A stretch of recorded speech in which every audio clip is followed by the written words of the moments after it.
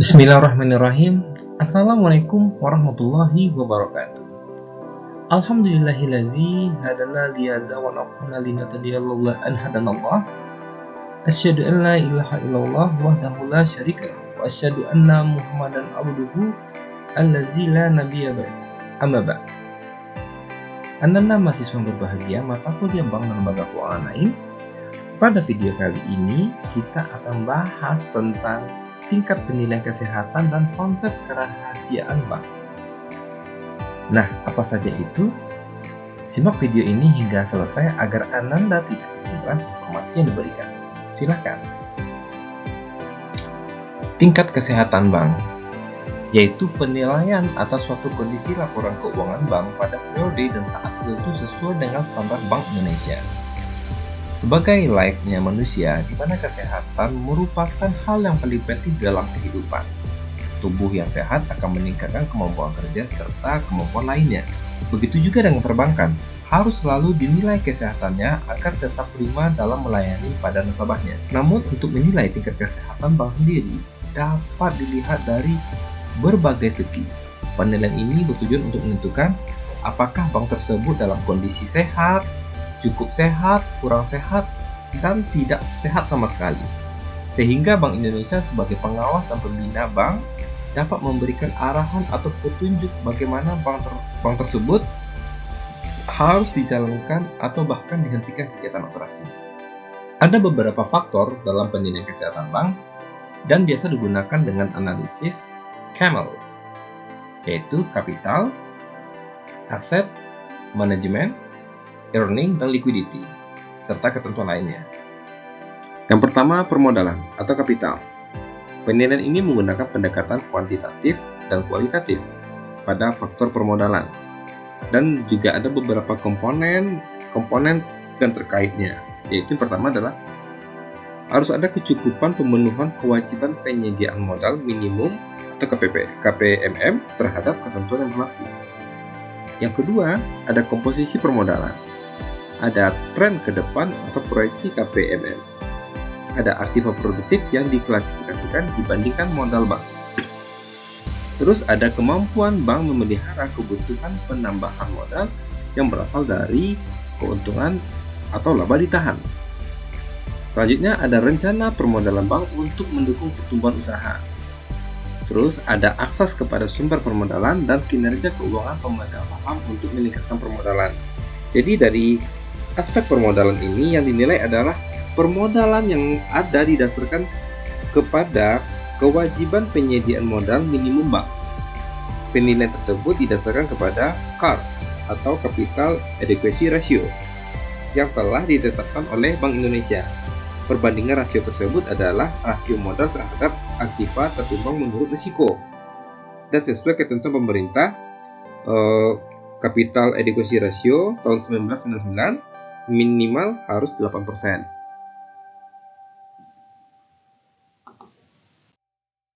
Berikutnya, asset quality atau kualitas aset. Yaitu untuk menilai jenis aset yang dimiliki oleh bank, penilaian aset harus sesuai dengan peraturan oleh Bank Indonesia dengan memperbandingkan aktiva produktif yang diklasifikasikan dengan total aktiva produktif. Nah, berikutnya juga ada debitor inti kredit yang di luar pihak terkait dibandingkan dengan total kredit. Perkembangan aktiva produktif yang bermasalah atau non-performing asset dibandingkan dengan aktiva produktif. Juga ada tingkat kecukupan pembentukan penyisihan penghapusan aktiva produktif atau PPAP.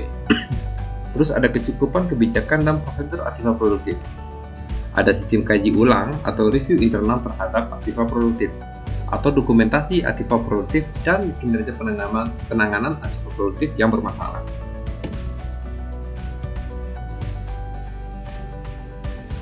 Berikutnya, penilaian tingkat kesehatan bank dengan metode manajemen.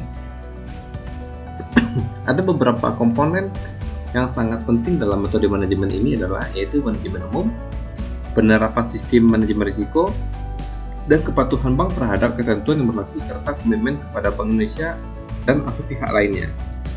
Nah, maksudnya adalah dalam mengelola kegiatan bank, sehari juga nilai kualitas manajemennya. Kualitas manajemen dapat dilihat dari kualitas manusia dalam bekerja, Kualitas manajemen juga dilihat dari segi pendidikan dan pengalaman dari karyawan yang dimiliki oleh perbankan tersebut. Nah, serta bagaimana cara karyawan tersebut atau MSDM kita dapat melihat berbagai kasus-kasus yang telah terjadi pada suatu perbankan. Dalam aspek ini yang dinilai adalah manajemen permodalan, manajemen kualitas aktiva, manajemen umum, manajemen rentabilitas, dan manajemen likuiditas.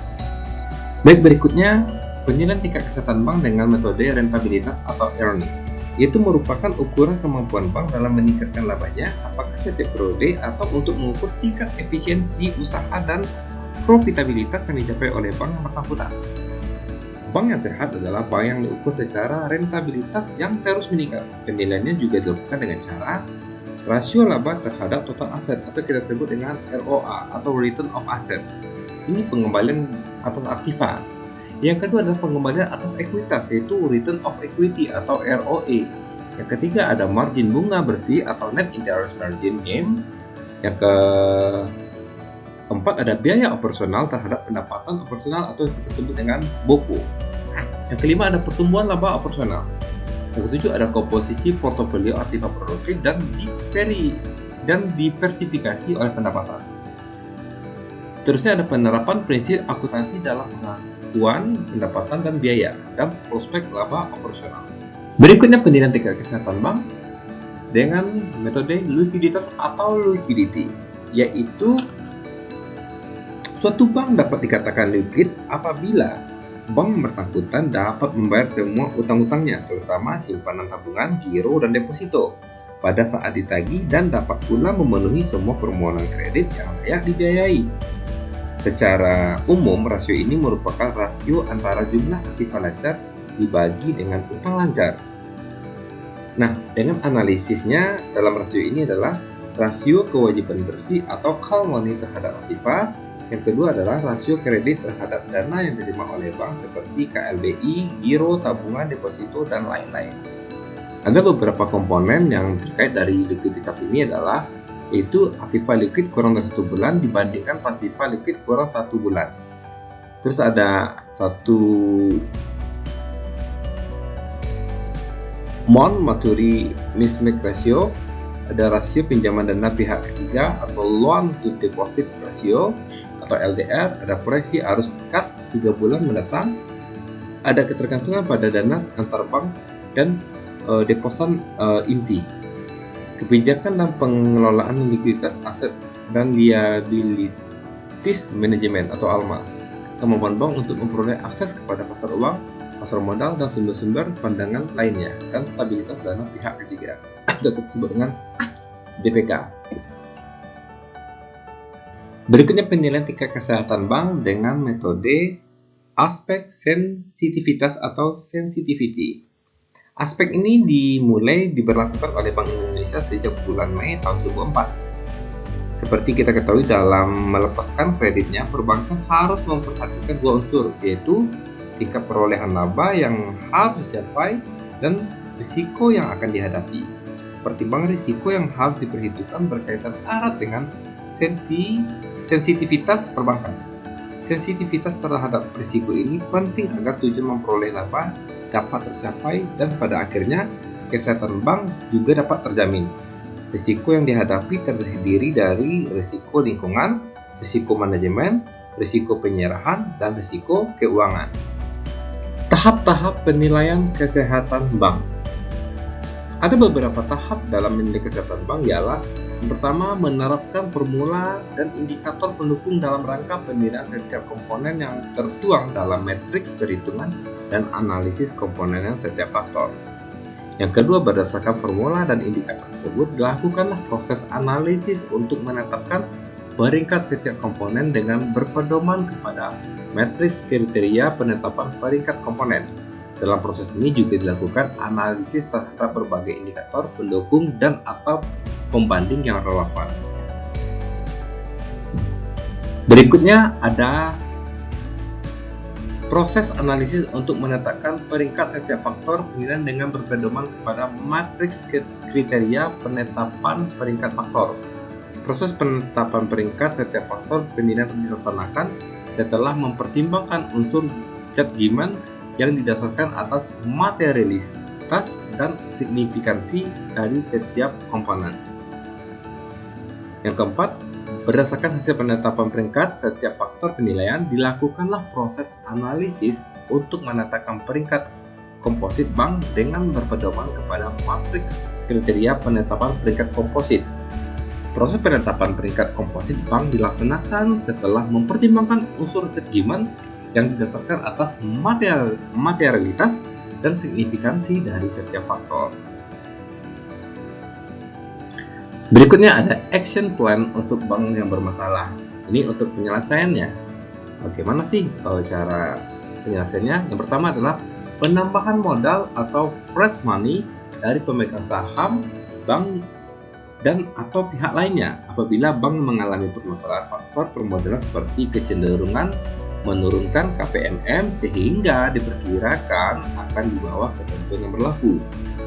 Seterusnya ada penanganan kredit bermasalah secara intensif dan efektif apabila bank mengalami permasalahan faktor kualitas aset seperti meningkatnya jumlah kredit bermasalah sehingga diperkirakan berpengaruh secara signifikan kepada faktor lain.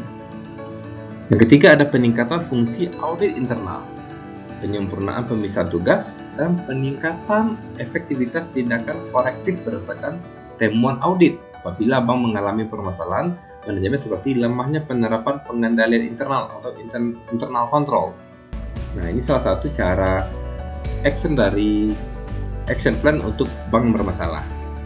Berikutnya, dari permasalahan untuk suatu bank, maka dibutuhkan actionnya adalah peningkatan efisiensi bank apabila bank mengalami permasalahan rentabilitas sehingga perolehan laba menurun dan mempengaruhi faktor lain secara signifikan.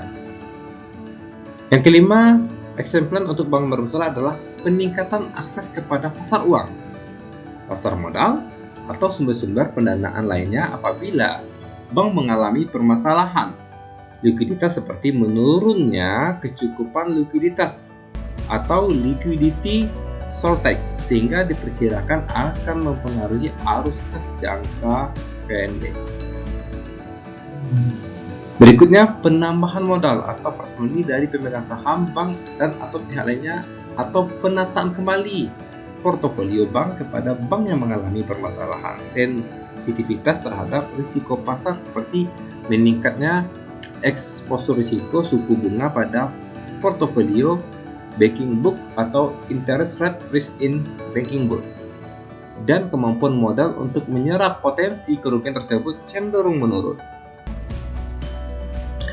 Ada pihak yang membutuhkan hasil penilaian tingkat kesehatan bank adalah pengelola bank, masyarakat pengguna jasa bank, Bank Indonesia, dan counterparty bank atau bank lain sebagai bank koresponden. Ini contohnya faktor-faktor nilai dari metode Camels, yaitu ada permodalan, kualitas aktiva produktif, kualitas manajemen, rentabilitas, dan likuiditas. Ini bobot. Misalkan bobot BPR 30%, sedangkan bobot bank umum ada 25%. Kualitas aset, kualitas aktiva produktif yaitu 30%, sedangkan di bobot bank umum sebesar 30% juga. Kualitas manajemennya ada 20%, sedangkan di bank umum meningkat sebesar 25%. Rentabilitasnya ada 10%, bobot bank umum 10%, likuiditas bobot bank BPR yaitu 10%, dan bank umum sebesar 10%. Pelaksanaannya itu BMPK batas maksimum pemberian kredit, BDN adalah posisi devisa neto khusus bank umum untuk devisa. Faktor demand yaitu faktor yang menggugurkan. Nah, predikat tingkat kesehatan digolongkan dalam 4 kategori. Sistem ini diberikan nilai dalam menetapkan tingkat kesehatan bank didasarkan pada sistem kredit dengan nilai kredit 0 sampai 100. Nah, ini contohnya nilai kredit 81 sampai 100 itu dengan predikat kesehatan bank dikatakan sehat. Sedangkan nilai kredit 66 kecil dari 81 sampai dengan 81 itu cukup sehat. Sedangkan untuk nilai 51 66 sampai 51 itu dikatakan kurang sehat. Dan jika nilainya 51 kecil dari sampai 0 itu dikatakan sangat tidak sehat atau tidak sehat. Berikutnya, dalam melaksanakan program penyihatan terhadap suatu bank, ada badan khusus yang dimaksud mempunyai wewenang, yaitu yang pertama, mengambil alih dan menjalankan segala hak dan wewenang pemegang saham, termasuk hak dan wewenang rapat umum pemegang saham. Yang kedua, mengambil alih dan melaksanakan segala hak dan wewenang direksi dan komisaris bank. Yang ketiga, menguasai, mengelola, dan melakukan tindakan kepemilikan atas kekayaan milik atau yang menjadi hak bank, termasuk kekayaan bank yang berada pada pihak manapun, baik di dalam maupun di luar negeri.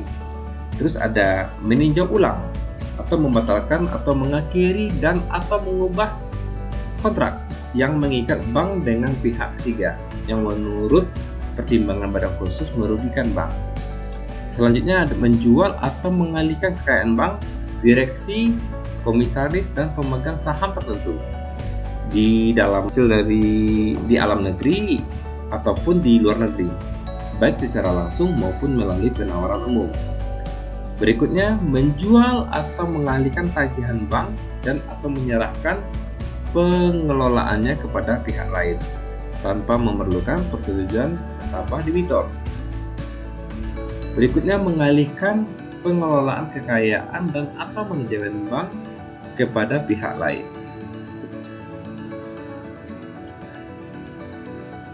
Yang berikutnya, melakukan penyertaan modal sementara pada bank secara langsung atau melalui pengkonversian tagihan kepada khusus menjadi penyertaan modal pada bank. Melakukan penagihan piutang bank yang sudah pasti dengan menerbitkan surat paksa. Berikutnya, melakukan pengosongan atas tanah dan atau bangunan milik atau yang menjadi hak bank yang dikuasai oleh pihak lain, baik sendiri maupun dengan bantuan alat negara penegak hukum yang berwenang. Berikutnya, melakukan penelitian dan pemeriksaan untuk memperoleh segala keterangan yang diperlukan dari dan mengenai bank dalam program penyihatan dan pihak manapun yang terlibat atau patut diduga terlibat atau mengetahui kegiatan yang merugikan bank dalam program penyihatan tersebut. Terusnya ada menghitung dan menetapkan kerugian yang dialami bank dalam program penyihatan dan membebankan kerugian tersebut kepada modal bank yang bersangkutan. Dan bila mana kerugian tersebut terjadi karena kesalahan atau kelalaian direksi, komisaris, dan pemegang saham, maka kerugian tersebut akan dibebankan kepada yang bersangkutan. Terus ada menetapkan jumlah tambahan modal yang wajib disetor oleh pemegang saham bank dalam program penyihatannya. Selanjutnya ada melakukan tindakan yang lain yang diperlukan untuk menunjang pelaksanaan wewenang sebagaimana dimaksud dalam huruf A sampai dengan huruf M. Baik, berikutnya kita masuk kepada kerahasiaan bank. Perlu kita ketahui Ananda, dasar dari kegiatan perbankan adalah kepercayaan. Tanpa adanya kepercayaan dari masyarakat terhadap perbankan dan juga sebaliknya, maka kegiatan perbankan tidak akan dapat berjalan dengan baik. Salah satu faktor yang dapat mempengaruhi kadar kepercayaan masyarakat kepada bank adalah terjaminnya atau tidaknya rahasia nasabah yang ada di bank. Yang kedua adalah data nasabah yang berada di bank, baik data keuangan maupun non-keuangan. Kan bisa saja datanya seperti bank, sertifikat, atau jaminan atau agunan lainnya. Seringkali merupakan suatu data yang tidak ingin diketahui oleh orang atau pihak lain. Jumlah kekayaan yang tersimpan di bank bagi nasabah tentu merupakan sesuatu yang perlu dirahasiakan dari orang lain. Karena itu menyangkut dengan biodata bagi nasabah tertentu merupakan data yang harus dirahasiakan. Sebagian nasabah juga sangat menginginkan agar pinjamannya dari bank tidak diketahui oleh orang lain. Bila kerahasiaan data nasabah tidak dapat dijamin oleh bank, maka nasabah akan merasa enggan untuk berhubungan dengan bank dalam usaha mewujudkan terjaminnya rahasia tertentu dari nasabah yang berada di di bank tersebut, maka ketentuan tentang rahasia bank dicantumkan dalam undang-undang perbankan. Nah, dari segi peminjam ini, rahasia nasabah dalam melakukan pinjaman di suatu bank wajib dirahasiakan oleh bank. Mau pinjamannya kecil, mau besar, mau apa agunannya, mau apa yang dijaminkan, mau untuk permodalan, untuk pembayaran atau kredit. Nah, semuanya itu wajib dirahasiakan oleh bank. Kalau tidak, nasabah tadi merasakan ketidaknyamanan akan fasilitas atau layanan yang diberikan oleh suatu bank itu tidak bisa dirahasiakan. Maka nasabah juga bisa beralih ke bank lain. Nah, secara lebih rinci dalam Undang-Undang Nomor 7 Tahun 1992 dan Undang-Undang Nomor 10 Tahun 1998 yang mengatur tentang rahasia bank adalah sebagai berikut. Rahasia bank adalah segala sesuatu yang berhubungan dengan keterangan mengenai nasabah, penyimpan, dan simpanannya. Yang kedua, bank wajib merahasiakan keterangan mengenai nasabah, penyimpan, dan simpanannya. Yang ketiga, ketentuan tersebut berlaku pula bagi pihak atau kuasanya, pejabat atau karyawan bank. Yang kedua, dari pihak yang terafiliasi adalah anggota pengurus, pengawas, pengelola, atau kuasanya pejabat atau karyawan bank khusus bagi bank yang berbentuk hukum koperasi sesuai dengan peraturan perundang-undangan berlaku. Yang ketiga, ada pihak yang memberikan jasanya kepada bank, antara lain akuntan publik, penilaian, konsultan hukum, dan konsultan lainnya. Yang keempat, ada pihak yang menurut penilaian BI turut memengaruhi pengelolaan bank, terafiliasi. Yang keempat, pihak terafiliasi adalah anggota dewan komisaris, pengawas, direksi, lain adalah pemegang saham, dan keluarganya, keluarga komisaris, keluarga pengawas, keluarga direksi, dan keluarga pengurus. Sekarang kita masuk kepada pengertiannya. Apa itu rahasia? Rahasia adalah sesuatu yang dipercayakan seseorang untuk tidak diceritakan kepada orang yang tidak berwenang mengetahuinya. Itu kita katakan rahasia. Misalkan ini, diri kita sendiri, kita mempunyai sesuatu aib yang tidak boleh diketahui orang lain, maka itu boleh. Namun kita menceritakan rahasia itu kepada orang yang sangat kita percaya untuk menjaga kerahasiaan kita tersebut. Namun aib itu tidak boleh diketahui oleh orang lain. Nah, itu yang dimaksud dengan sesuatu yang dapat dipercayakan seseorang untuk tidak diceritakan kepada orang yang tidak berwenang mengetahuinya, karena ini menyangkut dengan aib atau rahasia yang sangat khusus atau penting. Sedangkan rahasia bank adalah sesuatu yang dipercayakan nasabah kepada bank agar tidak diceritakan kepada orang lain yang tidak berwenang mengetahuinya. Nah, ini segala yang dipercayakan oleh nasabah kepada bank. Apapun urusan kita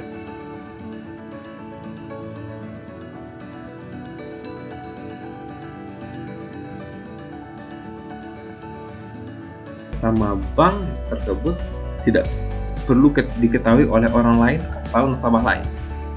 Ini harus dijaga kerahasiaannya terhadap nasabah tersebut. Mengapa rahasia bank itu penting? Karena rahasia bank adalah landasan etika bisnis antara bank dengan customer. Ini merupakan attitude yang sangat penting dari bank kepada nasabahnya, karena nasabah ini memiliki wewenang yang harus dijaga oleh bank dalam hal kerahasiaannya dalam melakukan transaksi atau kegiatan lainnya, apakah itu menyangkut dengan harta kekayaan dan sebagainya. Karena ini juga menyangkut dengan nasabah, menyangkut dengan aktiva dan pasifa. Ada kelaziman juga, misalkan cara simpan dan tarik dana, besar deposito, jumlah kredit, besar bunganya, serta dan lain. Ini perlu dirahasiakan. Terus diaturnya tentang pihak terafiliasi, dewan komisaris, direksi, pejabat, dan karyawan. Nah, ada pengecualian rahasia bank dalam Undang-Undang 7 tahun 1992, yaitu pasal 41, yaitu kepentingan perpajakan. Yang kedua adalah pasal 42, yaitu kepentingan peradilan dalam perkara pidana. Yang ketiga ada pasal 43, yaitu dalam perkara perdata antara bank dengan nasabah. Yang keempat ada pasal 44 tentang tukar-menukar informasi antar bank. Berikutnya pengecualian rahasia bank dalam Undang-Undang 10 tahun 1998, yaitu pada pasal 41 ayat 1, yaitu untuk kepentingan perpajakan pimpinan Bank Indonesia atas permintaan Menteri Keuangan berwenang mengeluarkan perintah tertulis kepada bank agar memberikan keterangan dan memperlihatkan bukti-bukti tertulis serta surat-surat mengenai keadaan keuangan nasabah penyimpan tertentu kepada pejabat pajak. Yang kedua, pasal 42 ayat 1, yaitu untuk kepentingan peradilan dalam perkara pidana, pimpinan Bank Indonesia dapat memberikan izin kepada polisi, jaksa atau hakim untuk memperoleh keterangan dari bank mengenai simpanan tersangka atau terdakwa pada bank. Terus pasal 41A ayat 1, yaitu untuk penyelesaian piutang bank yang telah diserahkan kepada Badan Urusan Piutang dan Lelang Negara atau Panitia Urusan Piutang Negara. Pimpinan Bank Indonesia memberikan izin kepada pejabat Badan Urusan Piutang dan Lelang Negara atau Panitia Urusan Piutang Negara untuk memperoleh keterangan dari bank mengenai simpanan nasabah debitur. Berikutnya ada pasal 43, yaitu dalam perkara perdata antara bank dengan nasabahnya, direksi bank yang bersangkutan dapat menginformasikan kepada pengadilan tentang keadaan keuangan nasabah yang bersangkutan dan memberikan keterangan lain yang relevan dengan perkara tersebut. Terus ada pasal 44, yaitu dalam rangka tukar menukar informasi antar bank. Direksi bank dapat memberitahukan keadaan keuangan nasabahnya kepada bank lain. Sedangkan pasal 44A ayat 1, yaitu atas permintaan dan persetujuan atau kuasa dari nasabah penyimpan yang dibuat secara tertulis, bank wajib memberikan keterangan mengenai simpanan nasabah yang penyimpan pada bank yang bersangkutan kepada pihak yang ditunjuk oleh nasabah penyimpan tersebut. Berikutnya pasal 44A ayat 2. Dalam hal nasabah penyimpan telah meninggal dunia, misalkan ahli waris yang sah dari penyimpan yang bersangkutan berhak memperoleh keterangan mengenai simpanan nasabah penyimpan tersebut. Nah, berikutnya adalah pengecualian rahasia bank dalam Undang-Undang 10 tahun 1998, yaitu izin dari pemerintah atau BI, pajak, piutang, bank, misalkan BUPLN atau PUPN, peradilan dalam perkara pidana. Ini pengecualian rahasia bank dalam Undang-Undang 10 tahun 1998. Yang kedua, tanpa izin. Ini bersangkutan dengan perkara perdata, tukar informasi antar bank, kuasa nasabah atau ahli waris. Berikutnya, sanksi atas ketentuan rahasia bank dalam Undang-Undang Perbankan. Ada pidana dan denda secara akumulatif. Nah, berikut bentuknya. Yang pertama adalah pasal 47 ayat 1. Yang keterangannya adalah tanpa membawa perintah tertulis atau tanpa izin memaksa bank atau pihak terafiliasi untuk memberikan keterangan diancam pidana penjara 2-4 tahun dan didenda 10-200 miliar. Yang kedua pasal 47 ayat 2, yaitu anggota direksi, komisaris atau pihak terafiliasi yang sengaja memberikan keterangan diancam pidana penjara 2-4 tahun dan denda 4-800 miliar. Yang ketiga pasal 47 ayat pasal 47A, anggota direksi, komisaris atau pihak terafiliasi yang sengaja tidak memberikan keterangan diancam pidana penjara 2-7 tahun dan denda 4-15 miliar. Nah, berikutnya adalah kesimpulan dari tabel.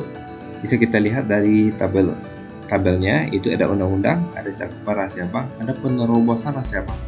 Ada cakupannya, ada penerobosannya. Misalkan di Undang-Undang 7 tahun 1992 itu keuangan dalam hal lain dari nasabah. Ini cakupan rahasia bank. Sedangkan untuk penerobosan rahasia banknya yaitu pasal 41 sampai 44 tentang perpajakan, peradilan perkara pidana, perkara perdata antara bank dengan nasabah, tukar menukar informasi antar bank. Nah, ini merupakan perbedaan dari cakupan rahasia bank dan penerobosannya.